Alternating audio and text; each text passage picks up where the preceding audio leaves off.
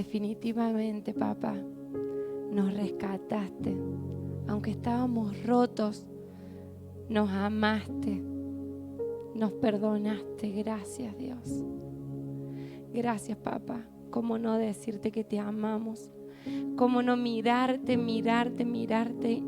y no dejar de mirarte, papá?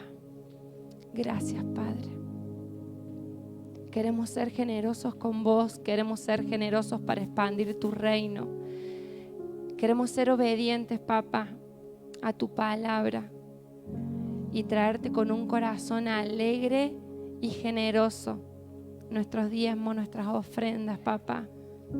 Agradeciéndote todo lo que nos das, toda tu provisión.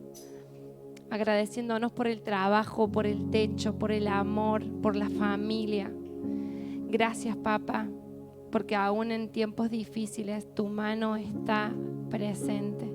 Gracias, Dios.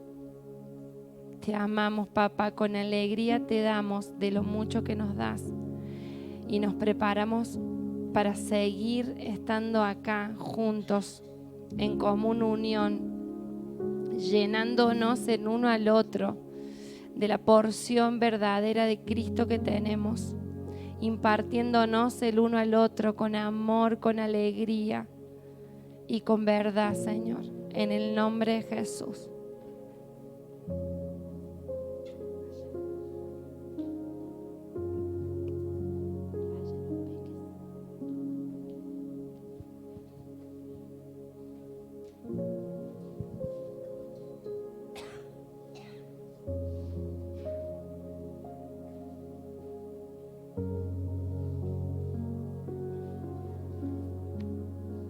Buenas noches.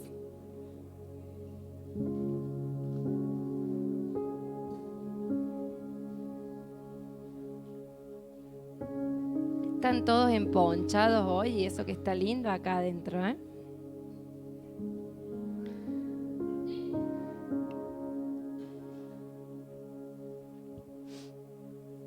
Están apachuchaditos, míralos a todos.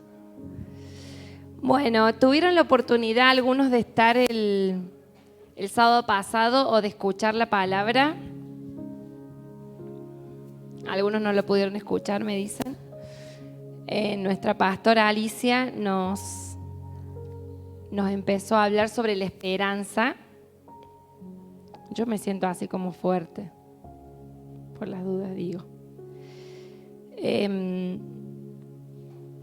Bueno, y vamos a dar continuidad a eso. De igual manera, si alguno no lo escuchó, no es que va a estar perdido y no va a entender. Vamos a empezar con 2 preguntas. ¿Qué pensás cuando escuchas la palabra esperanza? ¿Qué me dicen?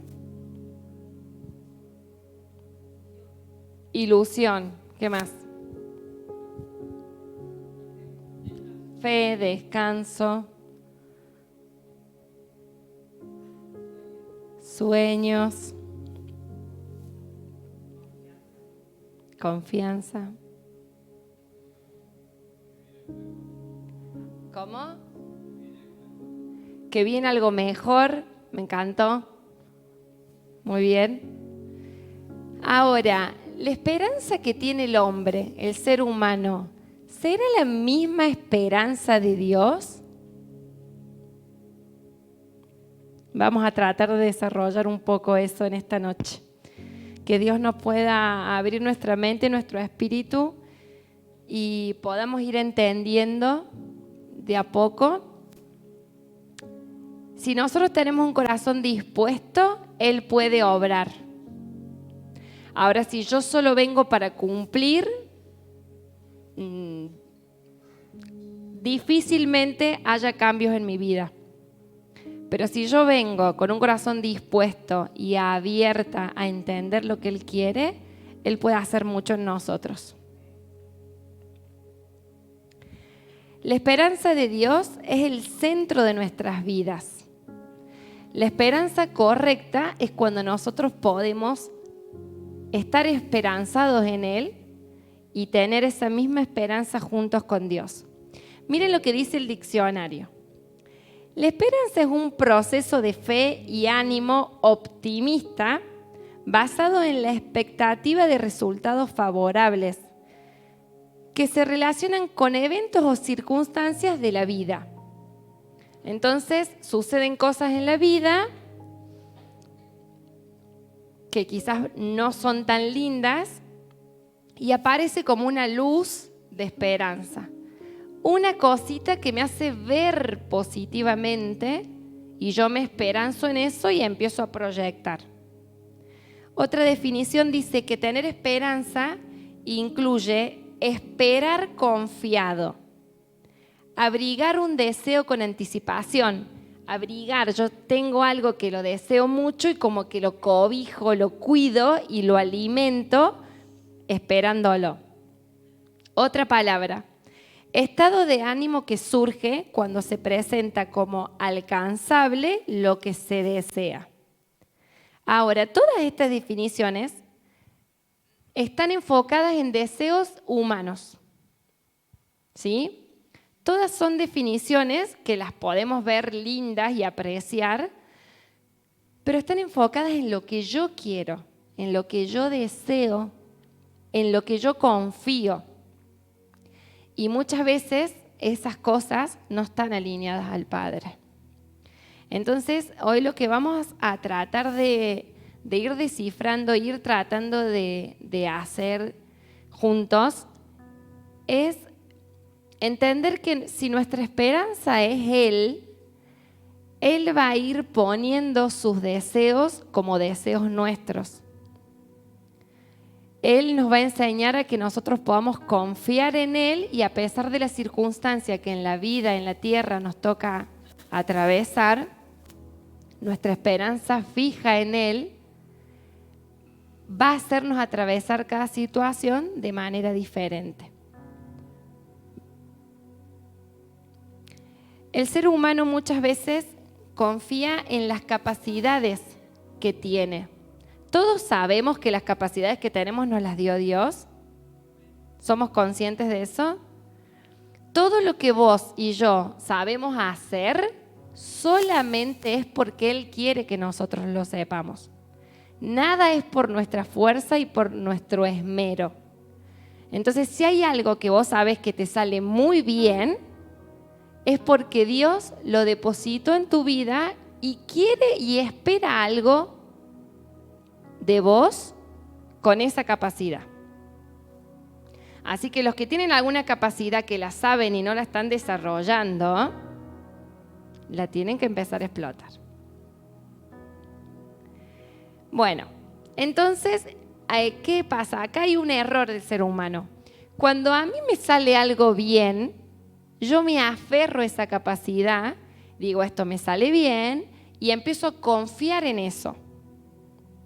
Y empiezo a depender de eso, en vez de depender del Padre, que es el que me dio esa capacidad.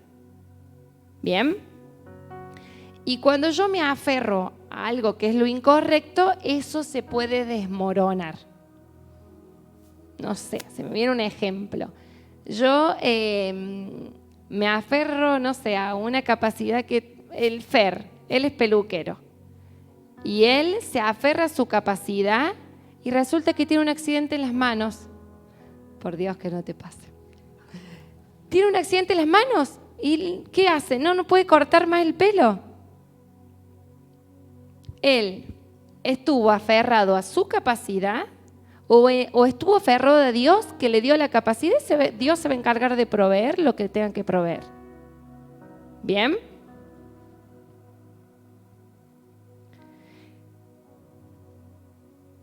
Y cuando desarrollaba esta semana esta palabra, yo pensaba, ¿qué hacíamos nosotros el año pasado en octubre, noviembre, diciembre, cuando fueron las elecciones de nuestro país? Cuéntenme ustedes qué sentían. ¿Qué sentían adentro cuando fueron las elecciones? Sabían que iba a cambiar el gobierno, sin entrar en política, ¿no? ¿Tenías esperanza de qué? De que cambie el gobierno y qué. vengan tiempos mejores. Bien, ¿qué pasó cuando llegó diciembre? Asumió el nuevo presidente, empezaron a aumentar las cosas, enero se volvió un caos. ¿Qué pasó? Cuéntenme lo que sentían. Se me fue la esperanza. Vieron que nosotros tenemos expectativas. Todo lo que la vida nuestra, todo el tiempo va generando expectativas, porque encima algunos somos bastante ansiosos. Entonces, algo pasa y eso me genera cosas a mí. Cada situación de mi vida me genera cosas. Algunas positivas, algunas negativas. Algunas me hacen sentir esperanzado, otras desesperanzado. Por eso Dios nos quiere hablar de la esperanza. Porque la esperanza es algo maravilloso y Él es nuestra esperanza. Él mismo, su misma persona, es la esperanza viva que nosotros tenemos que tener. Entonces, hay que encontrarle la vuelta de cómo podemos, cada uno de nosotros, a pesar de sostenernos esperanzados en el Padre. ¿Bien?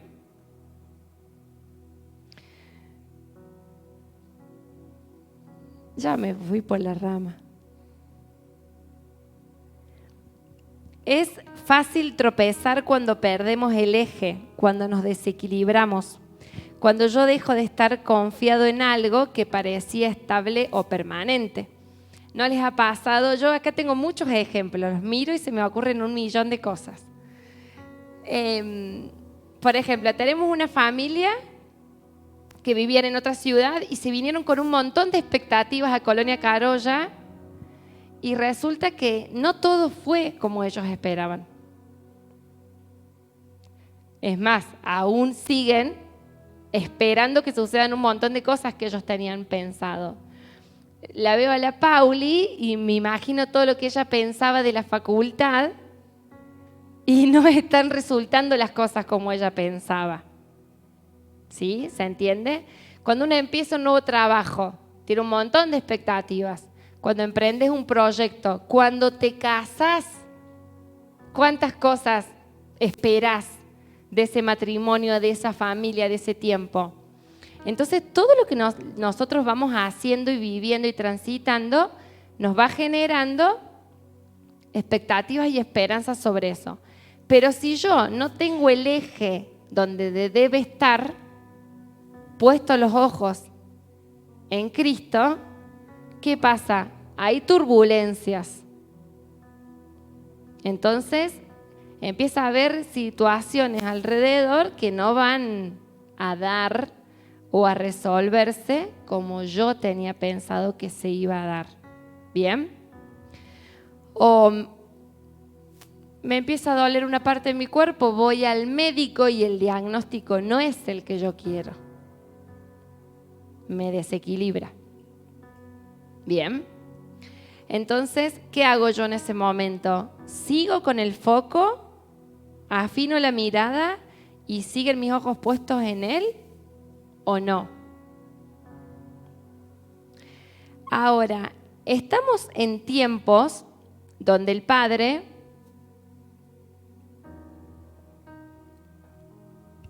necesita gente que no tambalee, gente que sea precisa, gente comprometida y gente que, sin exagerar, dé la vida por Él.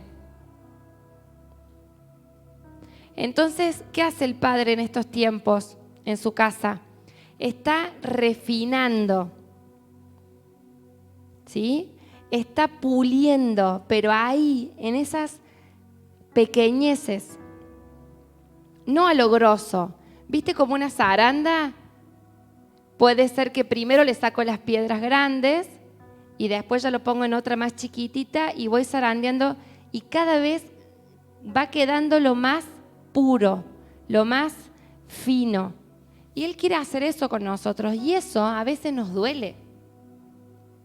Es más, nos tiene que doler. ¿Sí? Pero yo no me tengo que enfocar en que por qué me hace pasar esto, por qué me toca esto, sino que digo, de esto voy a salir aprobado. De esto voy a salir más aferrada a Cristo.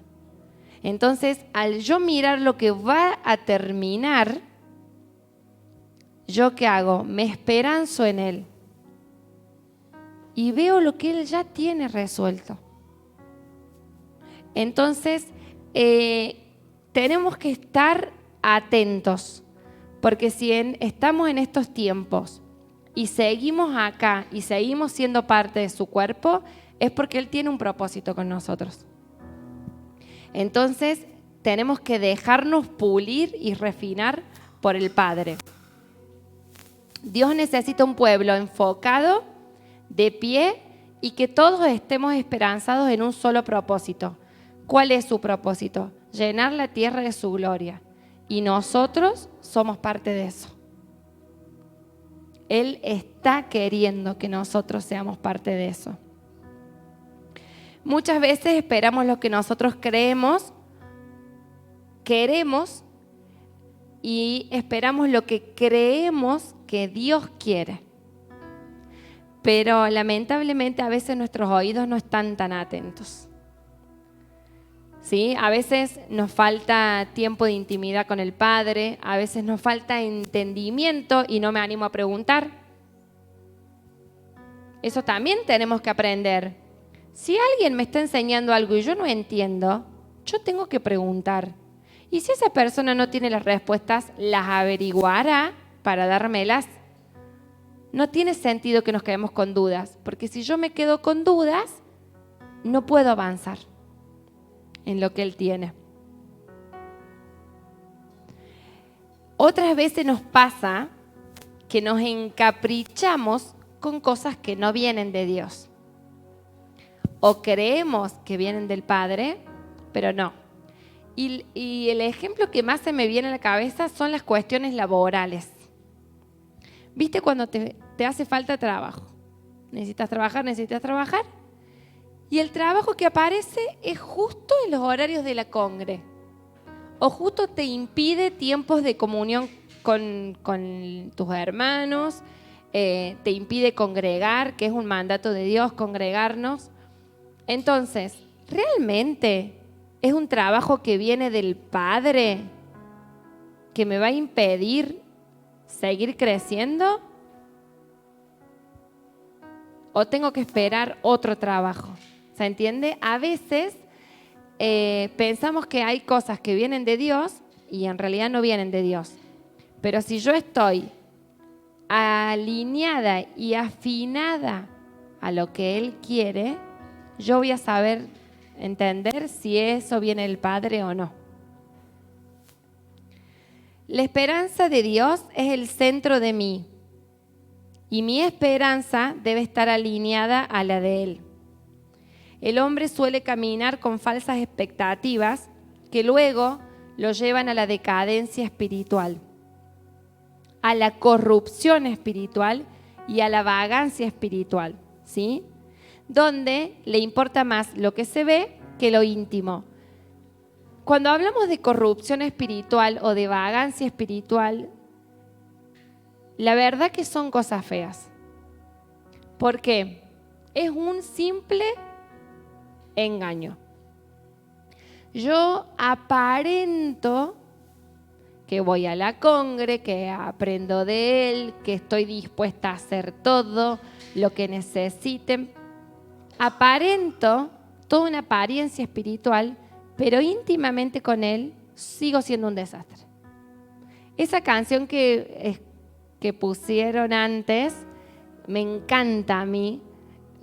Esa parte que dice: yo estaba roto, pero me amaste así, creo que dice. Me encanta, porque realmente yo tengo que pensar, cuando Él me dijo: Brenda, ¿hasta cuándo? Acá te estoy esperando. Yo realmente estaba rota. No sé cómo si vos te pones a ver en qué situación de tu vida estabas cuando Él te habló, ¿sí? Mediante alguien o como sea, y vos tomaste la decisión de acercarte a Él, que te estaba buscando y te estaba llamando, pensá en qué situación vos estabas. Y yo digo, realmente yo estaba rota y me amaste así y borraste esos pecados. Y me llenaste de tu gracia. Y esa ya debe ser mi esperanza. Yo con eso ya me tengo que sentir esperanzada. Digo, si vos me sacaste de ahí, ya me vas a resolver toda la vida a tu manera y a tu tiempo. Pero yo ya tengo que confiar que todo va a estar resuelto en Él. Si Él ya me pudo rescatar de donde yo estaba. Hay un dicho que dice, la esperanza nunca se pierde. La vamos a cambiar y vamos a decir, la esperanza es lo primero que se gana. Así que no repetimos más el otro dicho. No. La esperanza es lo primero que se gana. Entonces, estoy en una situación difícil, estoy atravesando una enfermedad, me falta el trabajo, me dan un diagnóstico de mi hijo, etcétera, etcétera. La esperanza es lo primero que se gana. ¿O no, Pablito? Bien. ¿Cómo se corrige la esperanza? Podemos separar nuevamente nuestra esperanza de la de Dios. Para que nosotros podamos decir, bueno, sí, ahora me estoy dando cuenta que yo estaba esperanzada en mis deseos, en mis cosas, en mis ganas de, y trato de buscar la esperanza de Él. Y trato de confiar en Él, de aferrarme a Él, de creer todo lo que Él ya tiene para mí. Miren lo que dice Romanos 5:1. En consecuencia, ya que hemos sido justificados mediante la fe, tenemos paz con Dios por medio de nuestro Señor Jesucristo. También por medio de Él y mediante la fe, tenemos acceso a esta gracia en la cual nos mantenemos firmes. Así que nos regocijamos en la esperanza de alcanzar la gloria de Dios. Nosotros, mediante la fe, creemos en este Padre. Y el otro día, chicos, estaba en la clase de Pilates. Viste que a veces te dan ganas de pegarle un sacudón a la gente. Estaba en la clase de Pilates y una compañera dice, yo siempre peleo con las profesoras de historia porque a mí me cuentan de la historia, pero como yo no la vi, no creo. Yo empecé a estar atenta a la conversación. Entonces la profe no sé qué le contesta y ella le vuelve a decir, ¿por qué tengo que creer la historia si yo no la vi? Si yo no la viví. Digo, ¿en serio hay gente que va a complicarse la vida tanto? Entonces yo le digo, mira, Pepita, hay veces que en la vida tenemos que creer y no vamos a ver. Yo creo en Dios y físicamente no lo veo. Y creo todo lo que dice la Biblia y no sé.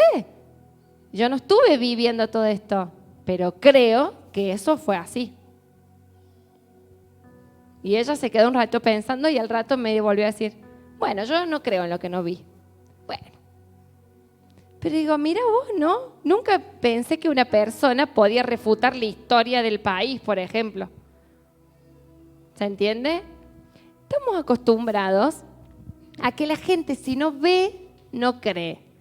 Por eso tenemos mucha gente que cree, por ejemplo, en un santo porque lo ve la estatua. Y eso es más fácil para el ser humano, porque el ser humano se maneja por los sentidos, más que por lo invisible, que diríamos que nuestro Dios es invisible.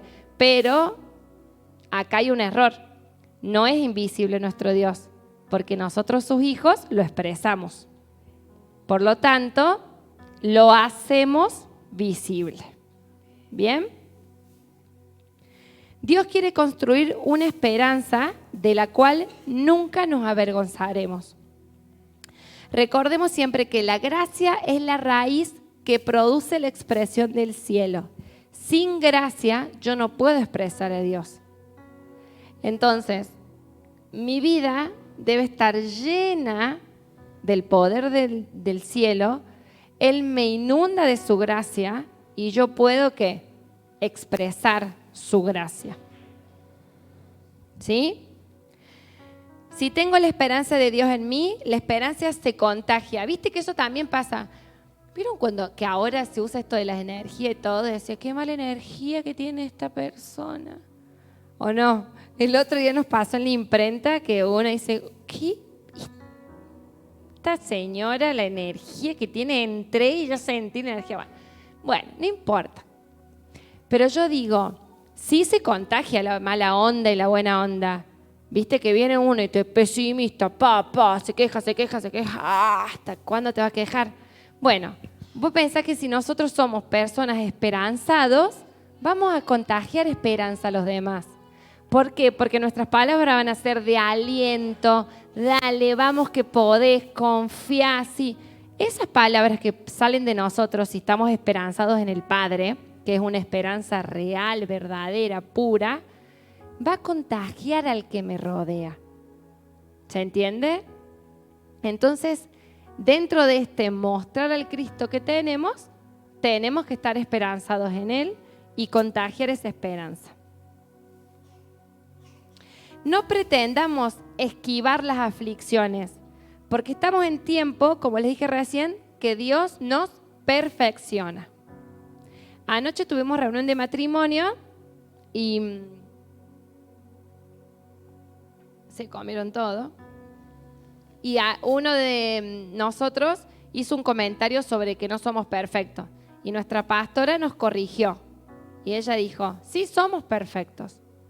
En el Espíritu somos perfectos. Dios sigue perfeccionándonos en otras áreas hasta que lleguemos a la plenitud con Él. Pero Él ya nos ve perfectos. Entonces dejemos que Él siga trabajando aquellas áreas que todavía nos cuestan. El mal humor, el enojo rápido, el mal genio, las malas contestaciones, las mentiras, el engaño, las adicciones, lo que fuere que cada uno de nosotros todavía tenga, que se lo queremos entregar o ya se lo entregamos, pero aún falta trabajarlo. ¿Bien? Entonces ahí vamos caminando hacia esa perfección. Y si yo quiero esquivar esos conflictos, no voy a crecer. Él quiere que atravesemos esos conflictos, porque yo en ese tiempo difícil, cuando empiezo a tener pensamientos que me llevan a estar deprimida, cuando yo me encuentro sin trabajo, cuando me va mal en el estudio, cuando tengo un problema matrimonial, cuando tengo una crisis con mi hijo, en esos momentos difíciles de turbulencias, que yo no encuentro un escape, ¿sí? Es donde Él empieza a trabajar y me empieza a decir, ¿confías en mí? ¿Crees que podemos salir? ¿Me estás mirando? ¿Estás escuchando lo que te digo? Y ahí va a depender de nosotros. Entonces yo lo tengo que ver a Él en esos momentos. Y si mi confianza está en Él y yo puedo aferrarme a Él, Él me ayuda a que esa aflicción siga, pero llegue al final. Y yo me encuentre ahí al final con Él, de pie. Porque si yo vivo tratando de esquivar las situaciones difíciles, no aprendo, porque no paso el proceso. ¿Y saben qué pasa? Más adelante me va a volver a aparecer otra aflicción. Y va a volver a aparecer, porque Él nos necesita como obreros aprobados. Y en esos procesos yo voy siendo perfeccionada. Cuando el gobierno de Dios está ausente en nosotros, nuestras esperanzas son equivocadas. Si Él no gobierna nuestra vida, yo me esperanzo en otras cosas. Personas, jefes, amigos, compañeros, uno mismo, muy bien. Me esperanzo en lo que yo sé, en lo que yo puedo, en lo que yo creo. Entonces necesitamos estar sumergidos en su gobierno para estar esperanzados en Él. Y les voy a compartir, ¿leyeron Ruth? ¿Alguien lo pudo leer? ¿Ninguno? Entonces ahora lo vamos a leer juntos. Sí, tenés Hugo, Ruth, y lo vamos, así lo pueden ir siguiendo. Por lo menos todo el 1. No, les voy a leer todo el libro. ¿Son cuántos capítulos? ¿4 o 5? 4. Va. Por supuesto. Sí los quiero ubicar en este contexto. Esta historia de Ruth, que les voy a compartir de a pedazos o la vamos a ir construyendo juntos, se dio en un tiempo donde el pueblo de Dios no tenía reyes que les den órdenes o impongan leyes para cumplir. Entonces, ellos estaban acostumbrados a hacer lo que querían. Cada uno se manejaba como quería, hacía lo que quería, deshacía lo que quería, porque no había leyes que respetar y que cumplir. Y en este contexto se da esta situación.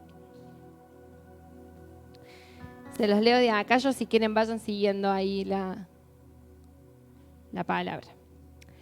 En los días en que los jueces gobernaban Israel, un hambre severa azotó la tierra. Por eso un hombre de Belén, de Judá, dejó su casa y se fue a vivir a la tierra de Moab, junto con su esposa y sus 2 hijos.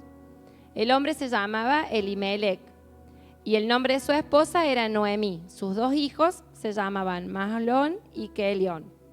Eran efrateos de Belén en la tierra de Judá. Así que cuando llegaron a Moab, se establecieron allí. Tiempo después murió Elimelec, el papá, y Noemí quedó sola con sus 2 hijos. Ellos se casaron con mujeres moabitas. Uno se casó con una mujer llamada Orfa y el otro con una mujer llamada Ruth. Pero unos 10 años después murieron tanto Mahlón como Kelión, y entonces Noemí quedó sola sin sus 2 hijos y sin su esposo. Van pensando en el panorama los que no conocen la historia, ¿no? Se quedó sola Noemí con sus 2 nueras. Estando en Moab, Noemí se enteró de que el Señor había bendecido a su pueblo en Judá, al volver a darles buenas cosechas. Entonces Noemí y sus nueras se prepararon para salir de Moab y regresar a su tierra natal. Acompañada por sus 2 nueras, partió del lugar donde vivía y tomó el camino que las llevaría de regreso a Judá. Sin embargo, ya puestas en camino, Noemí les dijo a sus nueras: vuelva cada uno a la casa de su madre y que el Señor las recompense por la bondad que mostraron a sus esposos y a mí. Que el Señor las bendiga con la seguridad de un nuevo matrimonio. Entonces les dio un beso de despedida y todas se echaron a llorar desconsoladas. No, le dijeron, queremos ir contigo a tu pueblo. Pero Noemí respondió: ¿por qué habrían de continuar conmigo? ¿Acaso puedo tener más hijos que crezcan y sean sus esposos? No, hijas mías, regresen a la casa de sus padres, porque ya soy demasiado vieja para volverme a casar. Aunque fuera posible y me casara esta misma noche y tuviera hijos varones, entonces ¿qué?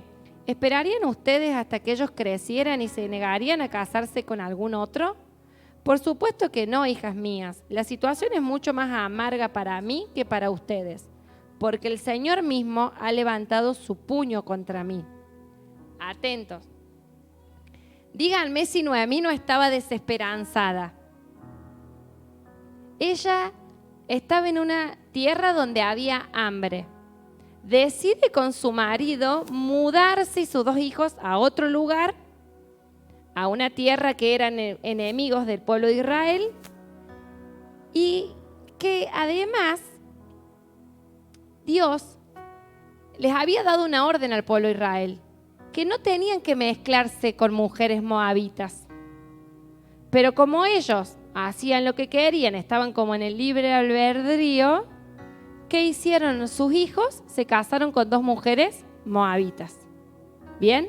Ahora muere el papá, mueren los hijos, ella queda con sus nueras y ella después se entera que en su tierra natal ya no había hambre. Entonces, ¿qué dice? Me vuelvo. Y las 2 nueras se quieren ir con ella allá. O sea, quieren dejar su tierra e irse con Noemí. Ahora Noemí le dice, no, yo ya no tengo qué ofrecerles. No tengo otros hijos para que ustedes se vuelvan a casar. No, ¿qué les voy a dar? Vuelvan con sus padres, ¿sí? Ella realmente es una historia para nosotros. Si pudiéramos tratar de meternos en la historia, pensemos la desesperanza de esta mujer. Se había ido de un lugar a otro esperanzada de que le iban a pasar bien, que la familia iba a estar bien alimentada, que iba a haber buena cosecha, y le pasa una atrás de otra. Muere el compañero, mueren los hijos, ¿sí? Y a tal punto que ella dice, porque el Señor mismo ha levantado su puño contra mí. Entonces volvieron a llorar juntas y Orfa se despidió de su suegra con un beso, pero Ruth se aferró con firmeza a Noemí. Le dijo Noemí, mira, tu cuñada regresó a su pueblo y a sus dioses. Tú deberías hacer lo mismo. Pero Ruth le respondió, no me pidas que te deje y regrese a mi pueblo.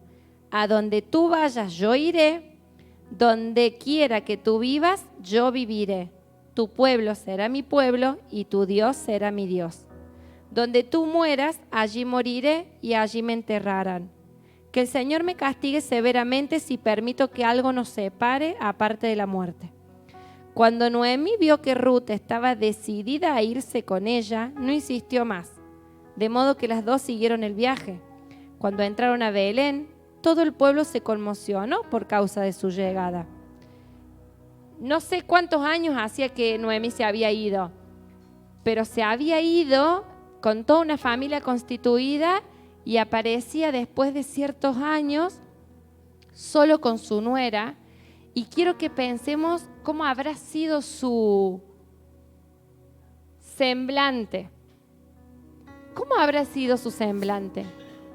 El pueblo de ella, a ver, imagínate el barrio de ella la vio un día partir, llena, con esperanzas, en búsqueda de un montón de cosas.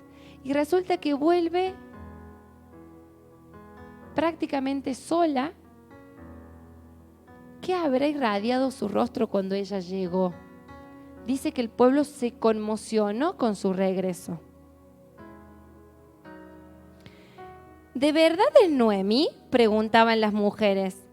Y ella dice, no me llamen Noemí, contestó. Más bien, llámenme Mara, porque el Todopoderoso me ha hecho la vida muy amarga. Mara significa amarga. Me fui llena, pero el Señor me ha traído vacía a casa. ¿Por qué llamarme Noemí cuando el Señor me ha hecho sufrir y el Todopoderoso ha enviado semejante tragedia sobre mí? Así que Noemí regresó de Moab acompañada de su nuera Ruth, la joven moabita. Llegaron a Belén a fines de la primavera, al comienzo de la cosecha de la cebada. Freno acá. Levante la mano. ¿Quién ha atravesado situaciones difíciles en su vida? Yo también. ¿Pudiste ver en esa plenitud de la situación que Dios estaba con una solución atrás de eso?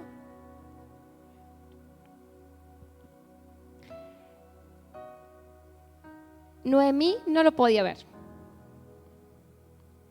Era tal su desesperanza que ella no podía entender lo que pasaba. Es más, yo creo que se dio por vencido. Dijo, bueno, Ruth, si querés venir conmigo, vení. Me voy a poner sobre que tengo toda esta carga. Voy a poner a discutir con vos que vos querés venir, que yo quiero que te vayas con tu papá. No, vamos. Me imagino yo, ¿no?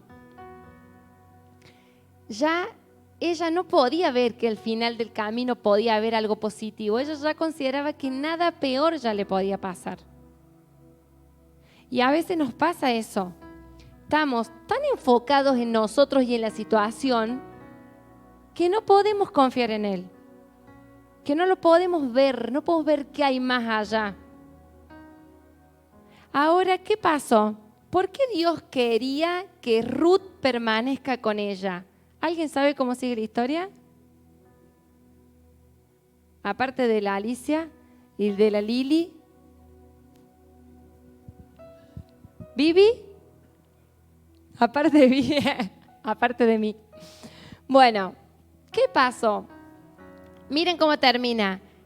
Llegaron a Belén a fines de la primavera, al comienzo de la cosecha de la cebada. No les voy a leer todo lo que sigue, pero sí les voy a contar esto. Ellas dijeron, bueno, si empieza la cosecha, tenemos que hacer algo. Entonces Ruth, ¿qué hace? Voy a ir a buscar trabajo, digamos, lo voy a parafrasear. Voy a ir a buscar trabajo. Entonces ingresa a un campo de un, ¿cómo se dice? ¿Hacendero? Sí, bueno, de un dueño del campo. Tiene el campo, un gringo, tiene el campo, bueno, un terrateniente. Entonces ella dice, solamente le pido la humildad de Ruth, atenti, solo le pido que me deje juntar las migajas que caen de las bolsas de los que están cosechando. O sea, ni fue a pedirle el puesto de trabajo. Ella se iba a conformar con poder ayudar a Noemí y llevar providencia a su casa. Noemí ya debe haber sido anciana, estimo, no sé. La miro a la Alicia para ver que me diga si era anciana o no, pero debe haber sido bastante viejita. Entonces Ruth sentía como que ella era la responsable de proveerle. ¿Bien? ¿Qué pasó? El dueño del campo la vio, preguntó por ella, una historia de amor que resulta trayendo esperanza a la vida ¿de quién? De Noemí. Entonces, enseñanza de esta historia, Dios puede usar aquello que nosotros consideramos que Dios jamás lo puede usar. ¿Viste? Así esta persona no sirve para nada. ¿O no? Que a veces decimos eso. Y nos olvidamos de que Dios la creó. Ella venía de Moab, de un pueblo enemigo de Dios, del pueblo de Dios. Sin embargo, Dios iba a usar a esa mujer para volver a darle esperanza a Noemí. Entonces, nunca pensemos que todo está, no te des por vencido y pensés que todo está perdido, que me toca atravesar esta situación y ya todo está perdido, porque Él tiene siempre un as bajo la manga. Tiene lo justo que vos necesitas en el momento preciso. Quizás vos quisieras que hoy sea el momento preciso, pero para Él no. Entonces, con esta historia podemos rescatar muchas cosas. Pero lo que más valoro y me queda es que más allá de que nos encontremos en una situación realmente desesperanzada, como le pasó a Noemí, realmente ya con los brazos cansados, el cuerpo abatido, de no poder salir, de no poder ver una luz que me permita seguir, que me permita mejorar, que me permita recibir el perdón de Dios, tengo que entender que Él sí lo puede hacer. Y tengo que entregarme al 100% al Padre para que Él pueda volver la esperanza en mí. ¿Sí? Ella no podía verlo, pero estuvo la esperanza ahí. Y fue aceptando lo que se iba dando.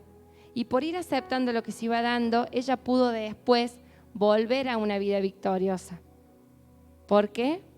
Porque Cristo seguía estando allí.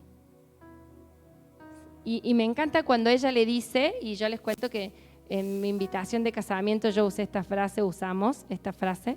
Me encanta cuando le dice, a donde tú vayas yo iré, donde quieras que tú vivas yo viviré, tu pueblo será mi pueblo y tu Dios será mi Dios. Me encanta, porque es como que yo le digo a Dios, a donde vos vayas yo voy. A donde vos me digas, yo me voy a mover. En lo que vos quieras que yo crea, yo voy a creer. Entonces es una disposición de nuestro corazón y de todo nuestro ser de decirle, papá, acá estoy. Heme aquí, envíame a mí.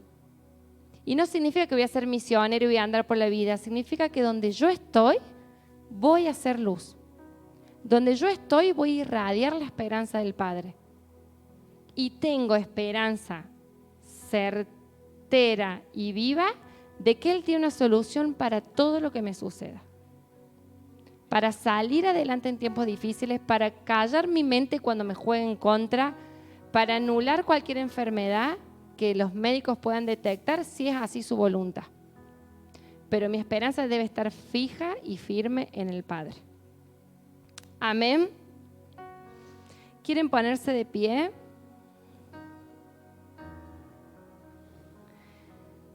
No nos dejemos cegar por las situaciones terrenales. Después terminen de leer la historia para leer con detalle todo lo que sucedió en este enamoramiento. Muchas veces estamos cegados por las situaciones terrenales y no podemos ver más allá. Entonces, quiero que hoy podamos pedirle al Padre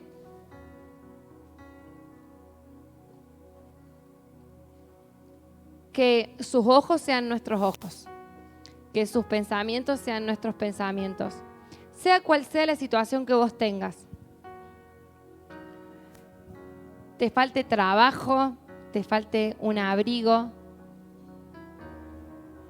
te falte una familia, te sientas el peor del mundo, la peor del mundo, te sientas condenado por el enemigo, lo que fuera que te pase, en tu mente, en tu cuerpo, en tu familia, en tu vida, que hoy puedas desenfocarte de esa situación y puedas mirarlo a Él. Y puedas esperanzarte en Él. Papá, nos depositamos en tus manos, Dios. Te agradecemos inmensamente por hablarnos, por darnos aliento, por darnos ánimo, papá. Y en el nombre de Jesús, Señor, declaramos, Padre, que nuestros ojos están fijos en ti, consumador y autor de la fe, papá. Creemos en vos, te creemos a vos, papá. No hay nada más en esta tierra que pueda, Señor, hacernos retroceder. Aceptamos cualquier turbulencia. Aceptamos, papá, cualquier situación difícil, porque sabemos que son procesos que atravesamos para ser refinados, para ser pulidos, Señor, para ser aprobados de esa situación y después que el gozo del Señor esté con nosotros, Señor. Que podamos ver tu gloria, que podamos ver tu mano a pesar de cualquier aflicción, Dios. En el nombre de Jesús, Señor. Estamos llenos de tu luz, estamos llenos de tu Espíritu Santo, papá. Y te pedimos, Dios, que sea tu dirección, que sea tu pensamiento en nuestro pensamiento. Anulamos y cancelamos cualquier pensamiento que venga en contra de tu voluntad. Cualquier mentira del enemigo, Señor, que quiera meterse en nuestra mente, en nuestro corazón, que quiera hacernos perder el eje, papá, lo echamos fuera, Señor, Confiamos que tú eres el Dios soberano, poderoso, el único creador del cielo y de la tierra, Dios. Aquel que nos diseñó con una perfección que jamás podría existir sin su mano, Dios. Confiamos solo en vos y te creemos, papá. Estamos esperanzados en nuestro Creador, esperanzados en aquel que nos rescató de lugares que no queremos ni recordar, Señor. Que nos rescataste con esos lazos de amor, con tantos abrazos, con tanta gente que nos mimó en su momento, Señor. Te agradecemos, papá, por habernos salvado. Estábamos rotos, estábamos tirados, Señor, y vos nos escogiste, nos sacaste de ese lugar, nos amaste sin condición, Señor. Por eso nuestra esperanza está fija en vos, fija solamente en vos, Dios. Nada, ni nadie, Señor. Declaramos que ninguna situación nos va a hacer dejar de mirarte. En el nombre de Jesús no retrocedemos. Pase lo que pase, no retrocedemos.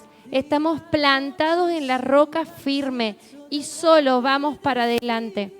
Juntos, en común unión, solo avanzamos en tu propósito, Señor. En el nombre poderoso de Jesús, declaramos tu amor en esta casa. Declaramos tu amor infinito en cada familia que acá está, Señor. Que traigas placer del Padre en cada matrimonio. Que traigas, Señor, amor incondicional para cada hijo que necesita de vos. Y todo tu amor, Señor, va a irradiar en esta ciudad, va a irradiar en estas familias y va a irradiar en esta casa, Señor, para aquel que lo necesita, papá. En el nombre poderoso de Jesús. Amén, Señor.